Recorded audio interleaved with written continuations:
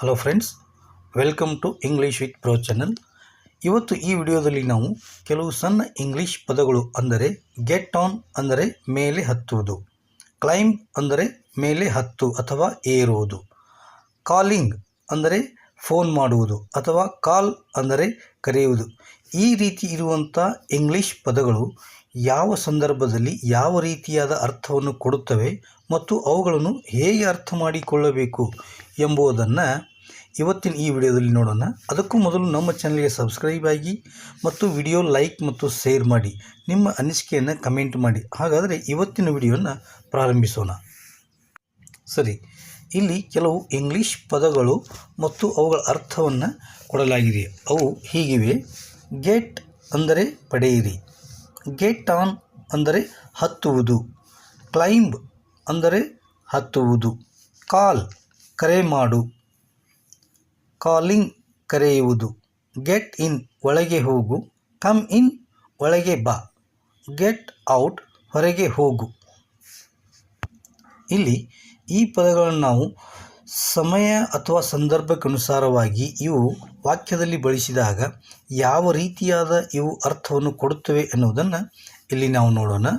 ಮೊದಲನೇದಾಗಿ get on ಅಂದರೆ ಮೇಲೆ ಹತ್ತುವುದು ಎಂದು ಅರ್ಥ, ಮತ್ತು ಅದೇ ರೀತಿಯಾಗಿ ಕ್ಲೈಂಬ್ ಅಂದ್ರೇನು ಸಹ ಮೇಲೆ ಹತ್ತುವುದು ಅಂತಲೇ ಅರ್ಥ. ಆದರೆ ಇವು ಎರಡೂ ಪದಗಳನ್ನು ನಾವು ವಾಕ್ಯದಲ್ಲಿ ಪ್ರಯೋಗಿಸಿದಾಗ ವಿವಿಧ ಅರ್ಥವನ್ನು ಈ ರೀತಿಯಾಗಿ ಕೊಡುತ್ತವೆ. ಮೊದಲನೇದಾಗಿ get on, you get on the bike.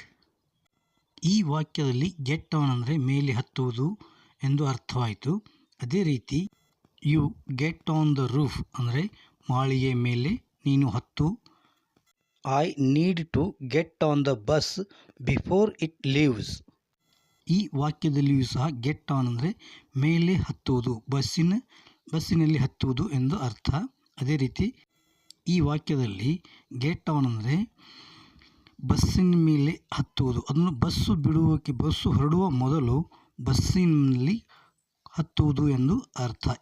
ಅದೇ ಅರ್ಥದಲ್ಲಿ you get on the bike, you get on the horse, you get on the cycle. ಈ ರೀತಿಯಾಗಿ ನಾವು ಇವುಗಳನ್ನು ವಾಕ್ಯದಲ್ಲಿ ಪ್ರಯೋಗಿಸಬಹುದು. ಇದರ ಅರ್ಥ ಗೆಟ್ ಆನ್ ಇಲ್ಲಿ ಮೇಲೆ ಹತ್ತುವುದು ಎಂದು ಅರ್ಥವಾಗುತ್ತದೆ. ಅದೇ ರೀತಿ ಕ್ಲೈಂಬ್ ಈ ಪದವೂ ಸಹ ಹತ್ತುವುದು ಅಥವಾ ಏರುವುದು ಎಂಬ ಅರ್ಥವನ್ನು ಕೊಡುತ್ತದೆ. ಅವುಗಳನ್ನು ಈ ರೀತಿಯಾಗಿ ವಾಕ್ಯದಲ್ಲಿ ನಾವು ಪ್ರಯೋಗಿಸಬೇಕು. ಹೇಗೆಂದರೆ Rama climbed the tree to get the coconuts. ಅಂದರೆ ಇಲ್ಲಿಯೂ ಸಹ ರಾಮನು ಗಿಡವನ್ನು ಹತ್ತಿದನು, ಇದೇ ಅರ್ಥವನ್ನು ಕೊಡುತ್ತದೆ. ಆದರೆ ನಿಜವಾದ ಅರ್ಥದಲ್ಲಿ ರಾಮನು ಗಿಡವನ್ನು ಏರಿದನು ಎನ್ನುವ ಅರ್ಥದಲ್ಲಿ ನಾವು ಕ್ಲೈಂಬ್ ಹತ್ತುವುದು ಏರುವುದು ಈ ಅರ್ಥದಲ್ಲಿ ನಾವು ಇದನ್ನು ಉಪಯೋಗಿಸುತ್ತೇವೆ. ಅದೇ ರೀತಿಯಾಗಿ Rama climbed the mountain in a hour. ರಾಮನು 1 ತಾಸಿನಲ್ಲಿ ಗುಡ್ಡವನ್ನು ಏರಿದನು ಎನ್ನುವ ಅರ್ಥದಲ್ಲಿ ಈ ಕ್ಲೈಂಬ್ ಅನ್ನುವುದನ್ನು ಇಲ್ಲಿ ಉಪಯೋಗಿಸುತ್ತೇವೆ. ಅದೇ ರೀತಿಯಾಗಿ she climbed the roof to dry the clothes. ಇಲ್ಲಿಯೂ ಸಹ ಕ್ಲೈಂಬ್ಡ್ ಏರು ಅಥವಾ ಹತ್ತು ಎನ್ನುವ ಅರ್ಥವನ್ನು ಕೊಡುತ್ತದೆ. ಅದೇ ರೀತಿಯಾಗಿ ಇನ್ನು ಕೆಲವೊಮ್ಮೆ ಗೆಟ್ ಆನ್ ಎನ್ನುವುದು ಮುಂದೆವರಿಸು ಎನ್ನುವ ಅರ್ಥವನ್ನು ಕೊಡುತ್ತದೆ. ಮತ್ತು ಅದೇ ರೀತಿಯಾಗಿ ಗೆಟ್ ಆನ್ ಹೊಂದಾಣಿಕೆ ಮಾಡಿಕೊಳ್ಳು ಎನ್ನುವ ಅರ್ಥವನ್ನು ಸಹ ಕೊಡುತ್ತದೆ.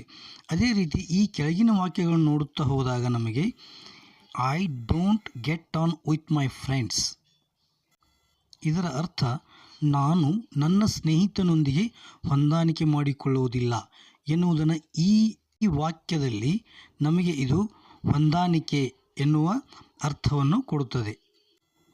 ಮತ್ತು ಇದೇ ಪದ ನಮಗೆ ಮುಂದೆವರೆಸು ಎನ್ನುವುದನ್ನು ಈ ವಾಕ್ಯದಲ್ಲಿ ನಾವು ನೋಡಬಹುದು. Let's get on with the work. ಈ ವಾಕ್ಯದಲ್ಲಿ ನಮಗೆ ಇದು ಮುಂದೆವರೆಸು ಎನ್ನುವ ಅರ್ಥವನ್ನು ಕೊಡುತ್ತದೆ.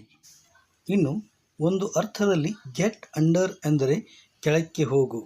ಅದೇ ಇನ್ನೊಂದು ರೀತಿಯಾಗಿ ಗೆಟ್ ಅಂಡರ್ ಅಂದರೆ ಪ್ರಭಾವಕ್ಕೆ ಒಳಗಾಗು. ಈ ರೀತಿಯಾದ ಅರ್ಥವನ್ನು ಗೆಟ್ ಅಂಡರ್ ನಮಗೆ ನೀಡುತ್ತದೆ.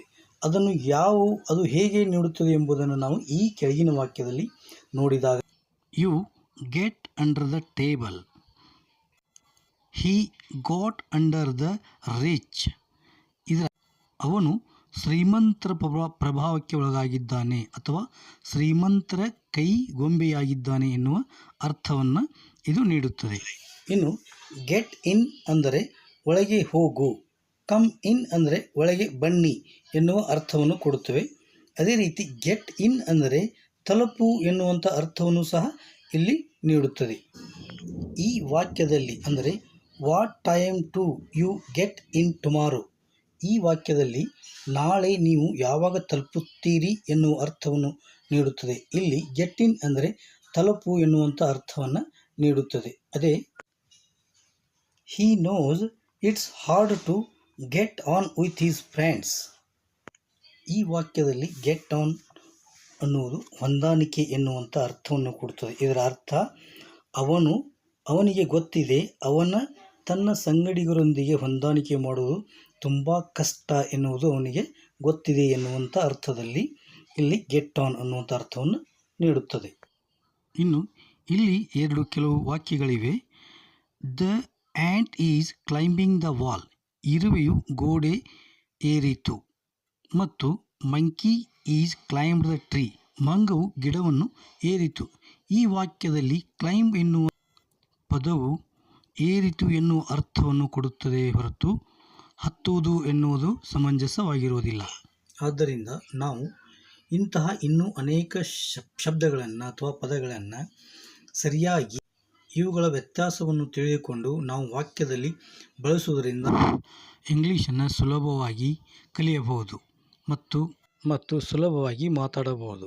ಸರಿ, ಹಾಗಾದರೆ ಇವತ್ತಿನ ವಿಡಿಯೋವನ್ನು ಇಲ್ಲಿಗೆ ಮುಗಿಸ್ತಾ ಇದ್ದೀನಿ. ನಮ್ಮ ಚಾನಲನ್ನು ಸಬ್ಸ್ಕ್ರೈಬ್ ಮಾಡಿ, ಲೈಕ್, ಶೇರ್ ಮಾಡಿ. ವಿಡಿಯೋ ಇಷ್ಟವಾದರೆ ಕಮೆಂಟ್ ಮಾಡೋದನ್ನು ಮರಿಬೇಡಿ. Thank you.